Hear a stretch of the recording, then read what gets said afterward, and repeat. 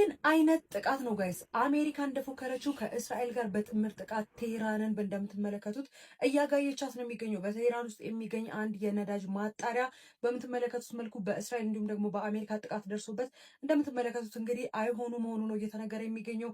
እንደ አሶሺየትድ ፕሬስ እንዲሁም ደግሞ ሮይተርስን ጨምሮ እንዲሁም እንደ ቢቢሲ ያሉ የዜና አውታሮች እንግዲህ በከፍተኛ ሁኔታ ጥቃት እንደደረሰበት ነው እየተናገሩ የሚገኙት። በኢራን ውስጥ የሚገኙ የተለያዩ ቦታዎች ላይ እንግዲህ ከፍተኛ የሆነ ጥቃት እየደረሰ ነው። በተመሳሳይም በእስራኤል ላይ ከፍተኛ የሆነ ጥቃት ነው እየደረሰ የሚገኙት። የምትመለከቱት የሚሳይል እንዲሁም ደግሞ የቦምብ ውርጅብኝ በእስራኤል ላይ እየወረደባት እንደሆነንም ጭምር እየተመለከት እንገኛለን። በተመሳሳይም እንግዲህ እስራኤል ላይ ጥቃት እየሰነዘረች የምትገኘው ኢራን ብቻ አይደለችም። እንደ ሂዝቦላ ያለው ቡድንም በእስራኤል ላይ ከፍተኛ ጥቃት እያደረሰ እንደሆነም ጭምር ነው መረጃዎች እየተዘዋወሩ የሚገኙት።